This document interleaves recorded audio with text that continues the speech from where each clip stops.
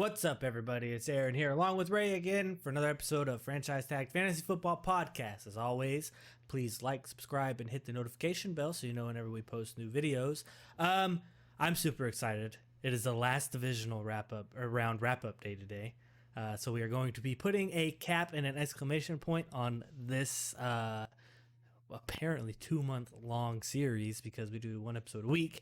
And we're ending with the North. So as you know, Packers fans here, I'd like to thank Pat McAfee, great friend of the show, for having his store that I got to buy my shirt from. I procured one for my great friend Ray as well. But yeah, so NFC North today. How you doing, Ray? You know, no day is better than the day that we're done with these recaps. That's a plus in my book every day of the week. And we will probably do the subscriber best ball league. We'll drop a short video telling people how to enter into that.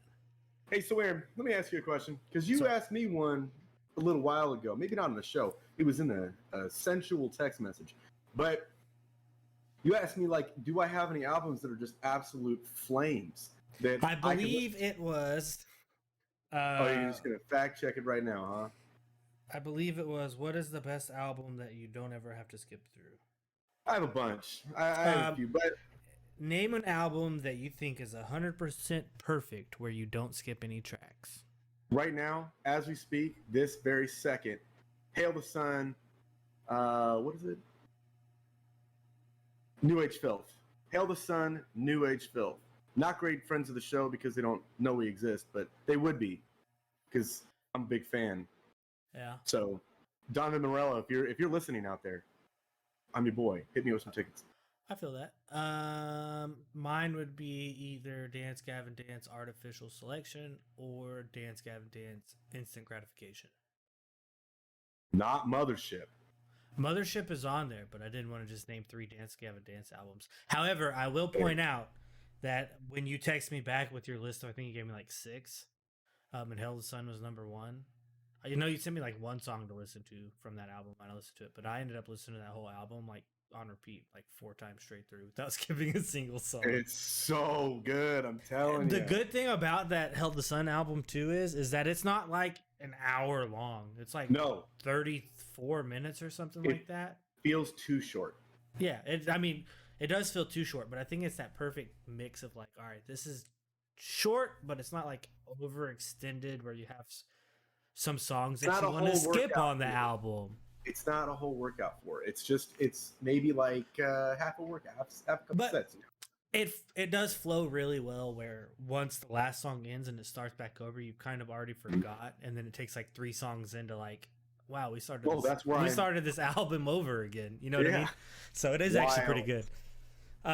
So with that being said, let us know your guys' favorite 100% perfect no skip songs album, and I'd like to get some recommendations. That'd be cool. I have more. If you guys want to talk about it, throw it in the comments. I'll tell you what all mine are because I have like 10.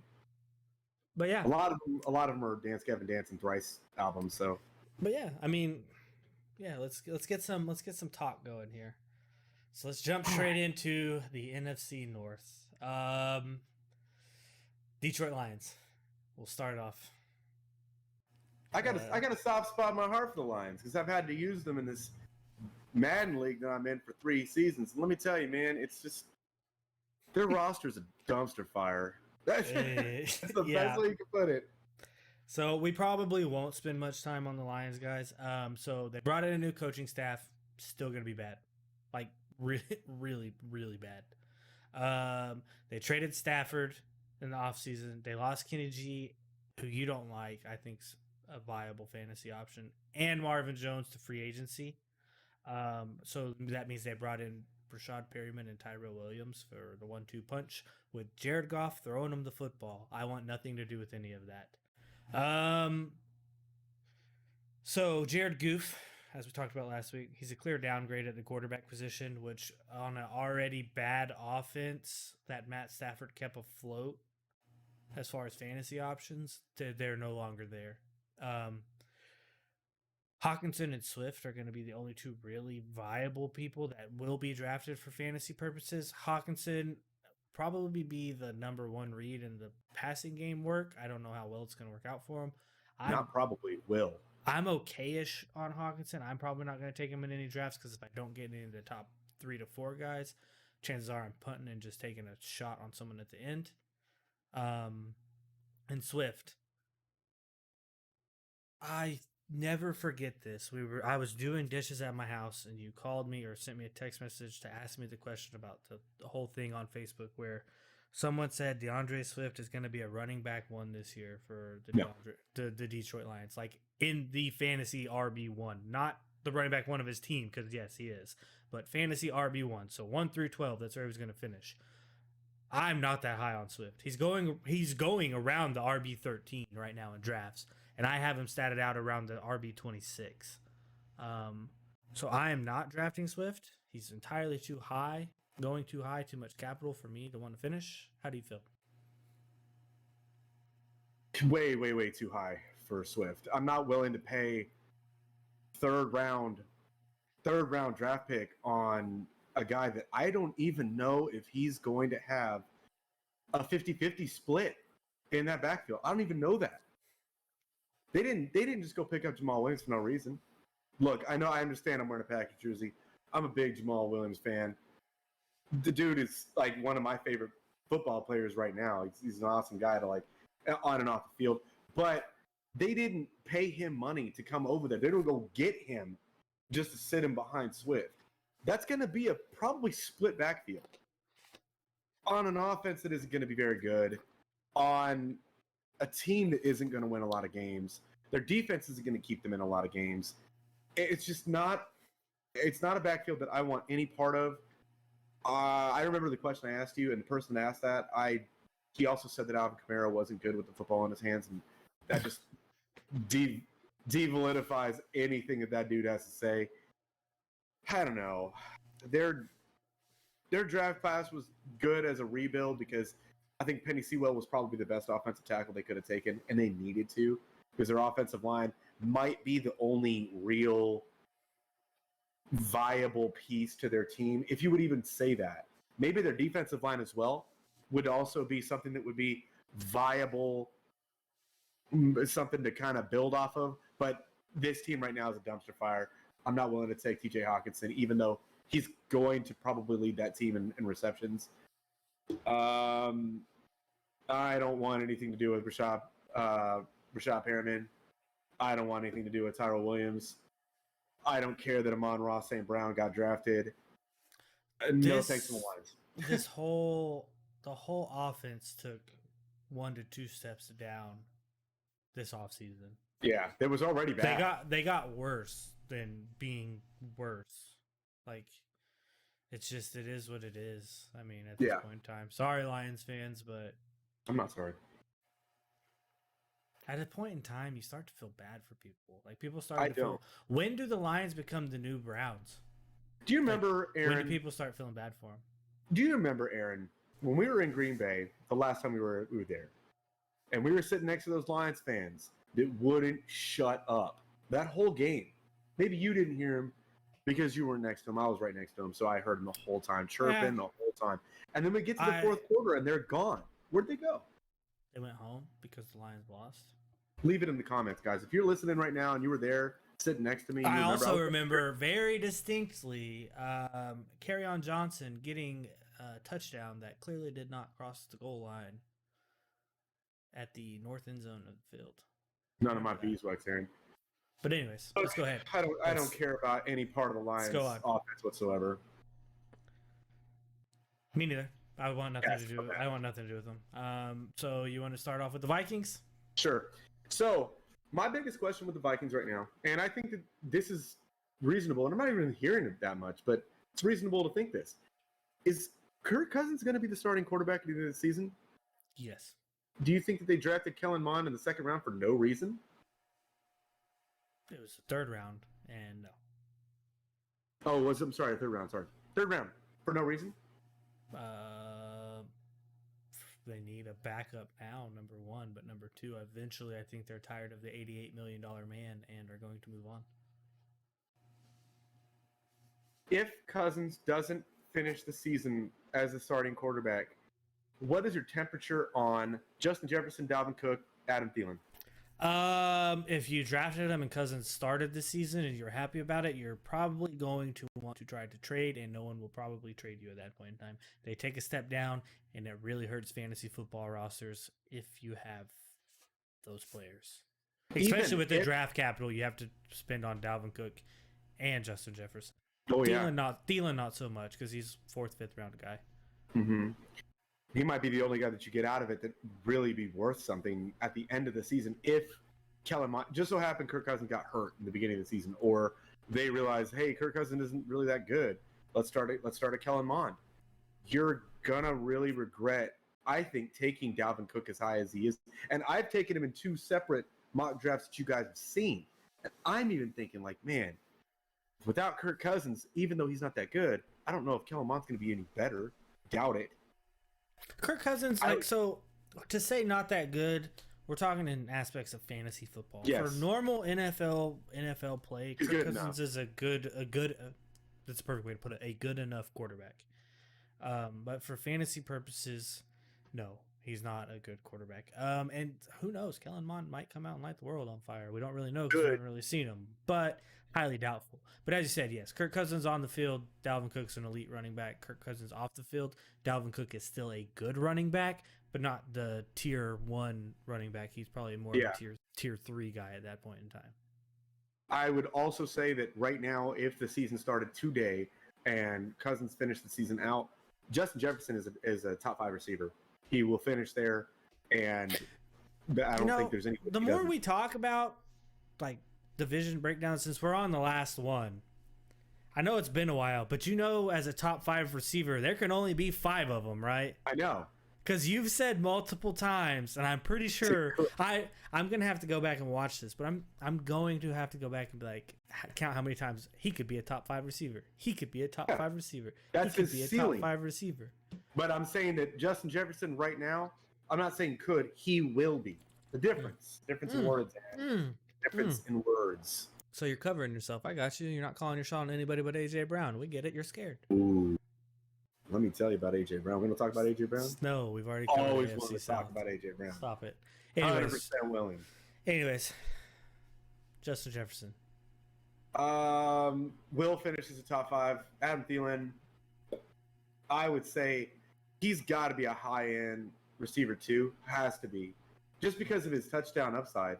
He's looked at the red zone so much. He's not scoring 14 touchdowns again. No, but that regression isn't going to go from 14 to 1. It's going to go like from 8, maybe 9. I'd say 8 or 9. Yeah, which is still pretty good, and will probably finish you mid-tier to higher-end receiver too. You're looking at probably like maybe 15th. I don't think that's bad, especially if you're getting him in the 4th, 5th round. Yeah, that's not bad at all. No, but you got to think Jefferson's going to definitely eat into his reception total more and more. They're going to want to get him involved more and more, I think. Maybe, but it'll be pretty similar to last year. Think so?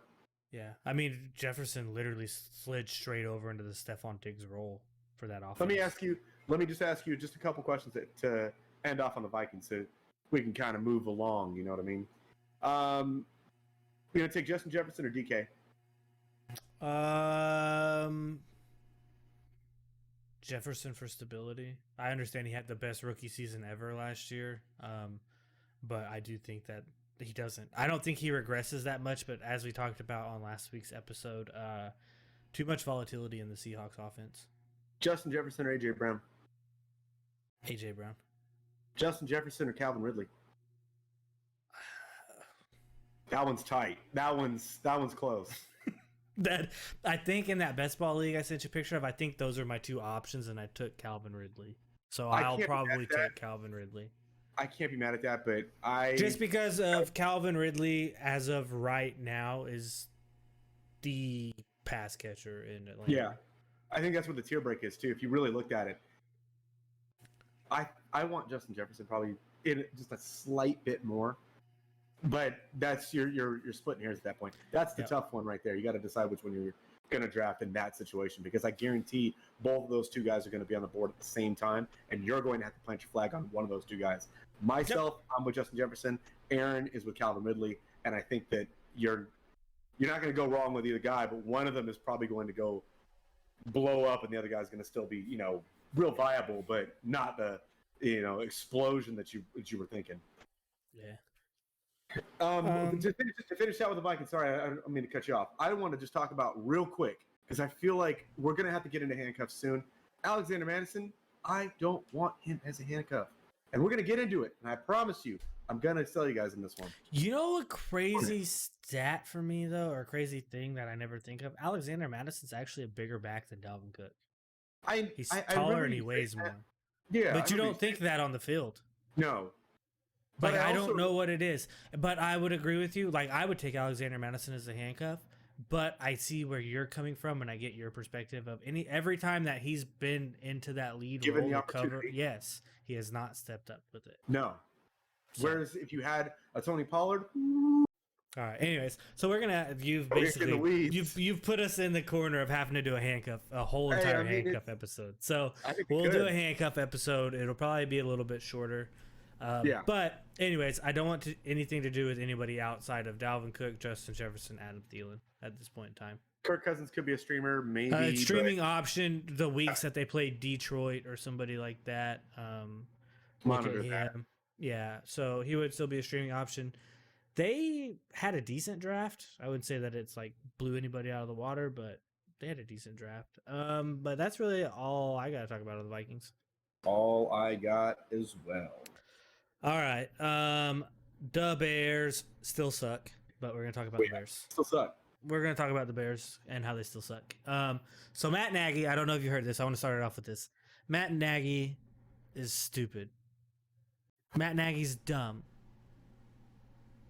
What are you doing, Matt Nagy? I honestly think Matt Nagy's in the hot seat this year. Like, legitimately. I don't know, man. But Matt Nagy named Andy Dalton QB1 for the Bears. They put out this whole Twitter thing that said QB1. Then the draft happened. They drafted Justin Fields.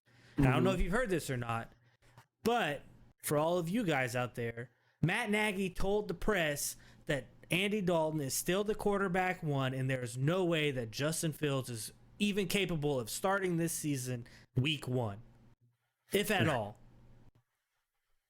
Look, you're telling me you traded back up into the first round to draft a quarterback, and there's no possible way that he is going to start for your team. And even if he blows Andy Dalton out of the water in training camp, which he probably will, he's still not going to start? Matt Nagy's playing checkers, man. Or if he's playing chess, everyone's playing checkers. No, we're playing chess, and he doesn't know the rules to checkers. We're playing checkers. This dude's out there playing tic-tac-toe. I don't know, man. Matt Nagy is such an idiot. And that's all there is to it. I didn't want to say that, but I can't help it. Like, he is like Adam Gase light, but still so stupid. Like, who believes you? No one buys that. No one is in the store saying, hey, I want a little bit of Matt Nagyos. No thanks, man. I'm all out. Dude, come on with that baloney. Come on. Justin Fields is so much better than Andy Dalton ever would have been in his whole life. Look, I get it, right? Sitting rookies, letting rookies take time to learn and to develop. Say that. To learn and to develop, right? You've got Aaron Rodgers, Patrick Mahomes. Those are the two notable ones that really come to light of when you talk about people sitting on the bench and then being able to progress. But, dude. Look, Aaron, I'm not saying like, oh, Matt Nagy's stupid for, just giving the job to Andy Dalton. I'm not saying that. Not at all. I'm all for healthy competition, but when you come out and say, well, there's no way it's going to happen. Way it happens. Get the hell out of here. here. No one believes you. Yeah, get out of my face. But How anyways. Just say like, hey, we want him to sit behind and learn from Andy Dalton. Okay, that's a smart thing to say. That's intelligent. Stop sounding like an idiot. Thank you. It gives both of them confidence where Andy Dalton's like, all right, cool, I'm going to be the starter, but I can still do the job. And it gives Justin Jefferson like, all right, cool, I need to go perform so I can take the job. But no, excuse me. Thank you, Justin Fields. Sorry, we were talking about the Vikings just a minute ago. Listen, so either way, I just wanted to lead off with that because I thought it was dumb, just like you did. Either way, though, Allen Robinson, wide receiver 1 for Yes. the Bears, is still going to be a wide receiver 1 for fantasy purposes. He's done it with Blake Bortles. He's done it with Mitch Trubisky. And whether it be Andy Dalton, who I think is probably the same caliber as Blake Bortles and Mitch Trubisky, or Justin Fields, who I think is a step above all of those, he's still going to be a good fantasy option. Number one, he gets peppered with targets. Number two, he catches a lot of the targets that go his way. Mm-hmm. He is a really good wide receiver.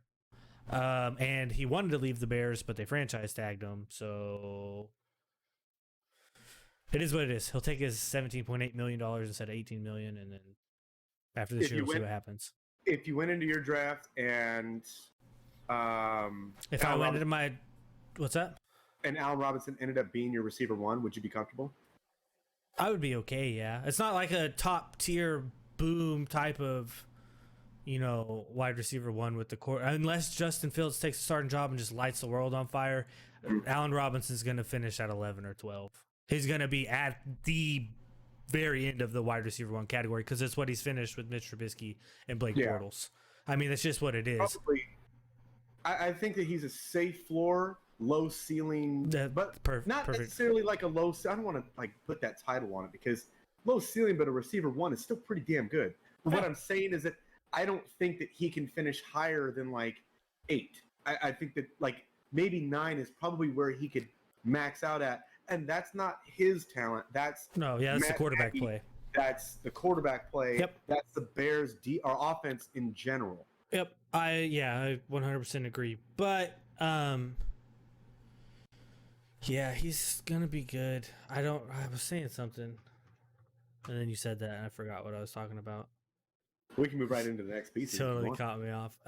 So how do you feel about David Montgomery? I don't care that he finished so high last season. I don't give 2 shits. It was all back half of the season playing bad run defenses. At all. I'm not comfortable having David Montgomery as near my running back 1. I remember what I was going to say. Go ahead. If you started your draft off Nick Chubb, Joe Mixon, Calvin Ridley, Allen Robinson, would you be happy? I could substitute Joe Mixon for somebody else, then yes. Be very happy. I'm just saying. Yeah. Oh no. I get what you're saying. Yeah. I'd be happy. Nick Chubb, Najee Harris, Calvin Ridley, Allen Robinson. You'd be ecstatic, right? Yeah. That's a pretty solid squad, isn't it? Robinson in the 4th round because he had to have been your 4th round in that situation. Man, you stole. You stole right there. That's kind of where he's going in 10-team drafts. That's thievery.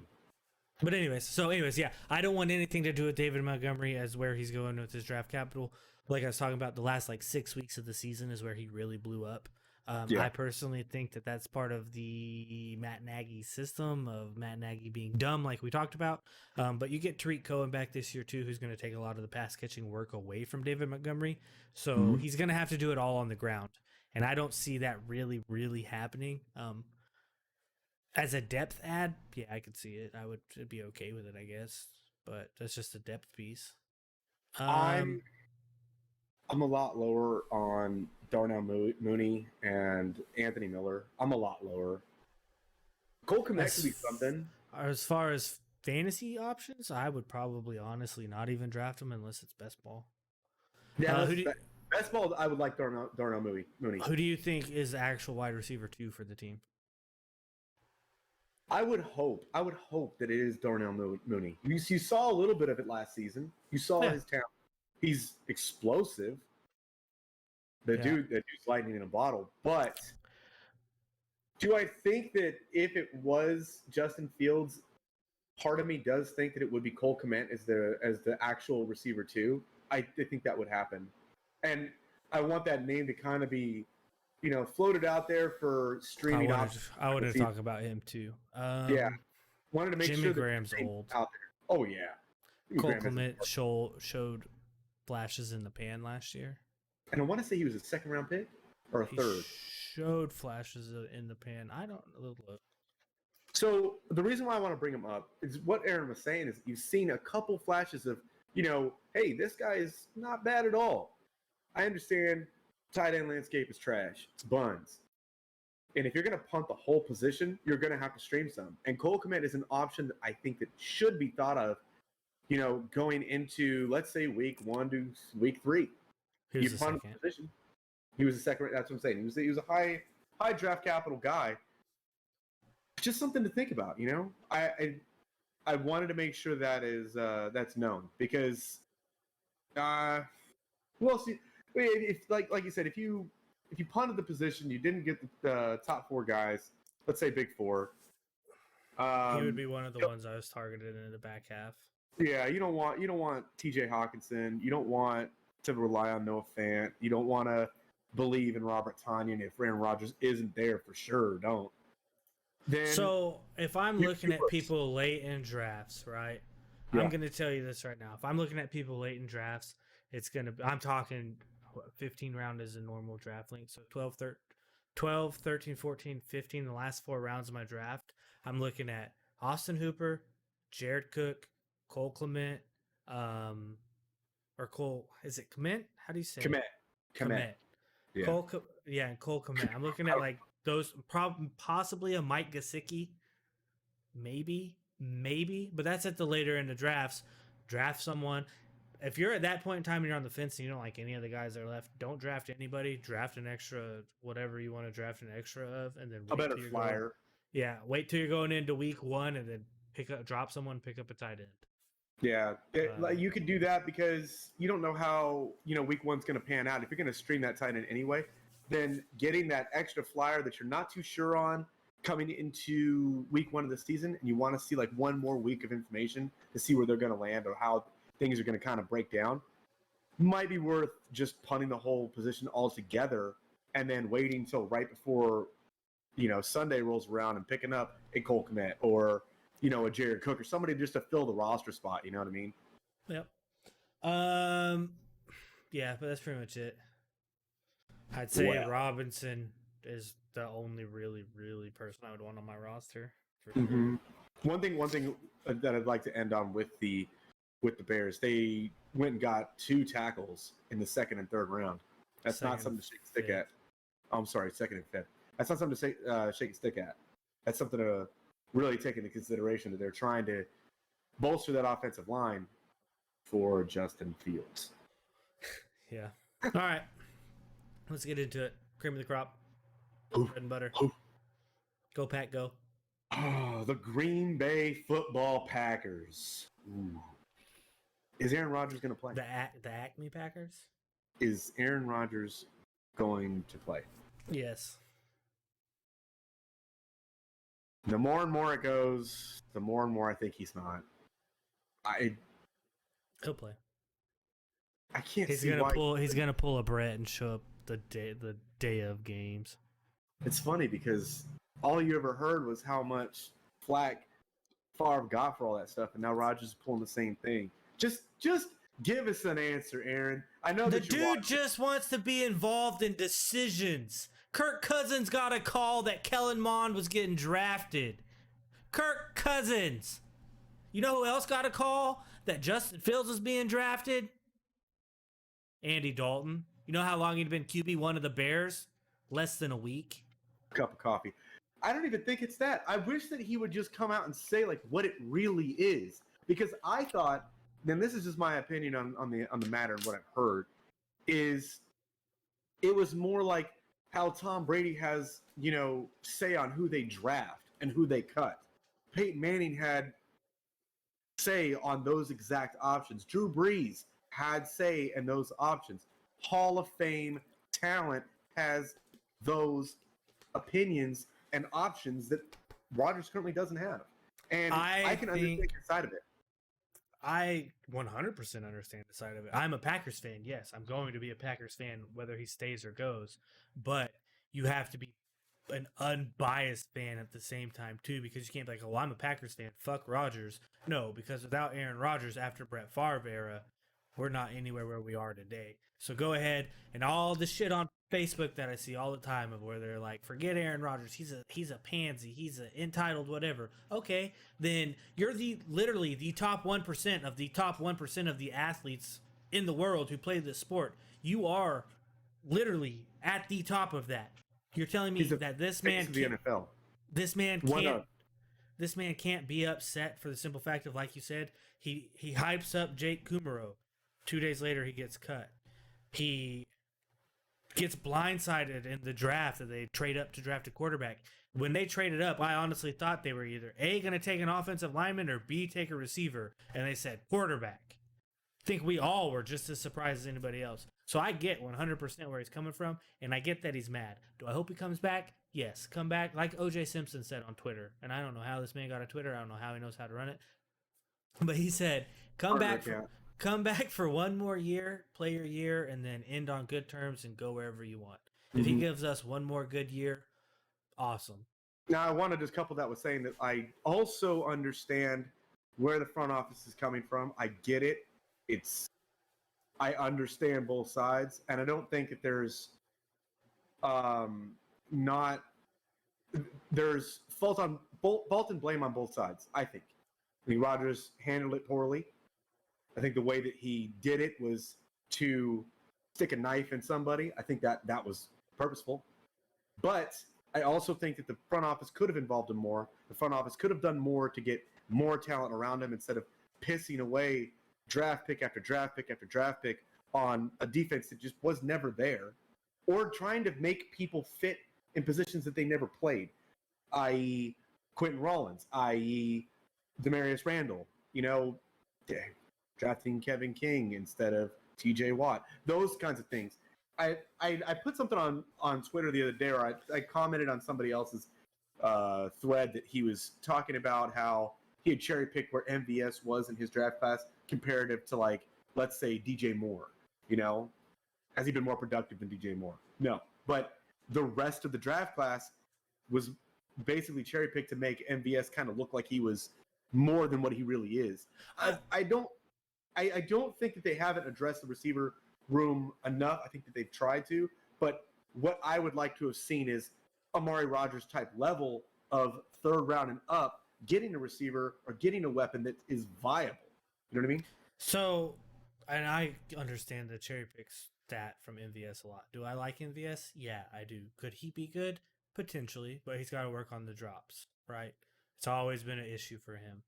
Yeah. Drops. He gets the deep balls. He can't ever really convert. Then he converts big time when somehow it's like the Kevin King on the offensive side of the ball. Gets burnt, makes one really big play, one really big interception, keeps us in the game, right? Drops the ball, catches a boom touchdown play to keep us in it. You know what I mean?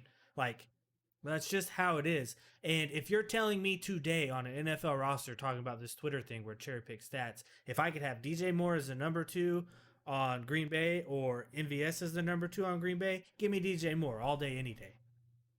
Yeah, and that talent and capability with the likes of Rodgers throwing you the football rather than a Cam Newton or a Teddy Bridgewater, I'll take that any day.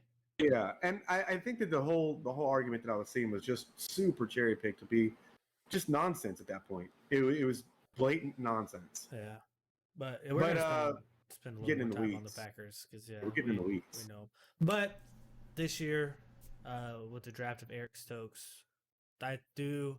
Even though as much as it pained me, the receivers that I really wanted to be on the roster were gone, so I am happy with the pick. It does help the team. Please get Kevin King off the field. Thank you. I appreciate it. Thank you, Eric Stokes, for being you. With him and Jair, though, if Eric Stokes pans out to be, I mean, granted, I know he was the second best corner on Georgia, but still. Our secondary is potentially now with that draft pick one of the better ones in the league now. It's a lot faster, I can tell you that. Second pick, Josh Myers, center out of Ohio State. Not mad at that pick either, to be honest. We need to replace Corey Linsley. Granted, Elton Jenkins can do it all on the offensive line, but he's only one guy. Still having a solidified center really helps. And then your boy Amari Rogers in the third round. They traded up to get him, so I will give some credit on that one. So now this leads into the fantasy football side of this, Aaron. Is Devontae the receiver one? Is he? With Rogers there? Yeah. Where is he without Rogers? I mean, we saw it with Hundley. He's still productive, but he goes to a fringe 1-2 at that point in time. Strictly for quality of targets. Nothing else, just the quality. Are you willing to draft MVS, Alan Lazard, or Devin Funchess? With or without Rogers? With Rogers. This is all going to be with Rogers now. Lazard, possibly. Okay. How about Amari Rogers? Are you comfortable drafting a rookie that will most likely and primarily play in the slot? Redraft, keeper, dynasty. Redraft and keeper. Redraft, probably not. I'll probably wait till the waiver wire. Keeper, probably towards the end, just in case he does start to uptick at the back half of the season. I already have him on my roster. In our mock drafts, he's been my last pick. And I think that's extreme value. For a quarterback, if Rodgers is there, a quarterback that has shown that he can support a slot receiver like Randall Cobb in a number of years, I'm all in on that one. I like it a lot. How about Robert Tonyan? Where do you slot him at? I would draft him if the value is right. And by value being right, I don't think he's going to fall there, but like I would with Rodgers being the quarterback, I would take 8, 9, 10 rounds if I needed a tight end still. To give it more context, how about we do Robert Tonyan or TJ Hawkinson? All of this is on the predication of with Rodgers, correct? Rodgers is there, yes. Tonyan. Okay. Let's say Noah Fant or... Definitely Tonyan. Okay. Let's say Hunter Henry or Robert Tonyan. Big Bob. Mark Andrews or Robert Tonyan. Mark Andrews for now. I'd probably take the gamble on Mark Andrews because he's typically Lamar Jackson's safety blanket. And last one, Kyle Pitts or Robert Tonyan. Oh. Tuffy. At that point in time, it all comes down to value. What round we're in, who's left where, what I think might happen. On asterisk, Tonyan did have a bunch of touchdowns this past year. That's what propelled him to where he needed to be. However, coming in the tight end landscape, as we've talked about plenty of times, after the top 3 guys, even with all those touchdowns, Robert Tonyan was still 100 some odd points behind Travis Kelce, who finished number 1. So at that point in time, you're splitting hairs, essentially, with all those guys you just said. If I'm at the point where I'm deciding between Robert Tonyan and Kyle Pitts, if I'm at that point at all in the draft, I'm probably taking Kyle Pitts. Yeah, just for the potential upside? Same. Yes. I think I would agree with that. And if you're wrong, then you're wrong, and you basically just got to punt the position. If you're wrong on Tonyan, then you didn't even get a chance to have the upside, and you're still punting the position. You know what I mean? Like, you already know. I think that was Robert Tonyan's ceiling last season, was tight end 4, and that's the highest that he could be. I don't think he's bad. I think Robert Tonyan is probably the second best tight end that I've ever seen in a Packers uniform in the last 15 years. Can't say Jared Cook because Jared Cook was hurt for most of the season. Can't say Martellus Bennett because he's a trash can. Jimmy Graham was a ghost of Jimmy Graham. Jermichael Finley, then Robert Tonyan, and then maybe Boba Franks, and then Mark Tremont. So, last question coming out of the Packers is, how do you have Aaron Jones and A.J. Dillon statted out? Do you think that it's going to be more of, let's say, a 75-25 split? 65-35. So you think that A.J. Dillon is going to be Dillon is going to get work. I mean, Aaron Jones was the clear workhorse back, but Jamal Williams still got work last year. It's just Aaron Jones, when he gets his work, has been super efficient year in and year out. Super efficient. That's what makes him so good. Whereas the people coming on the field in the rotation might not have been as efficient, i.e. Jamal Williams, right? But as we saw last year in the game and some snaps that A.J. Dillon played, It was number one, a cold, snowy game, and that man had three ginormous linemen on his back and carried them for 7 yards. Like the dude is gonna get work. And I know it's probably coach speak, but coming out of mini camps and everything like that, Matt LaFleur can be quoted saying, "For a guy of his size, it would surprise you how good his hands are." That's the thing is that I think that the coach speak really kind of like skews how I see both of them, because you hear AJ Dillon talking about, well, I'm going to be catching the ball a lot more than you think I am, and Aaron Jones is going to be running the red zone a lot more than you think he is. I think it's just a lot more hazy than it's going to be like. I don't think it's going to be a 50-50 split. I don't think it will be. No, oh no. Aaron Jones is the clear-cut starter. He's going to be the clear-cut fantasy option. He's going high in fantasy drafts, as he should be, because like I said, he's been efficient year in, year out. If the efficiency drops a little bit, though, you're going to get hurt. And if more of the red zone work goes away than you think it's going to, you're also going to get hurt as a fantasy manager owning Aaron Jones. However, later in the drafts, 10, 11, 12 rounds, you can get A.J. Dillon, who by chances are he might be really viable. And could be the best handcuff in the league right now. Could be. Because if he gets all the work, if for whatever reason, hopefully he doesn't, but if Aaron Jones goes down and A.J. Dillon gets all the work, I want every bit of that pie. I want all of it. Yeah. Like I said, all this is predicated with Rogers still being there. If Rogers isn't there, I'm immediely lower on everybody.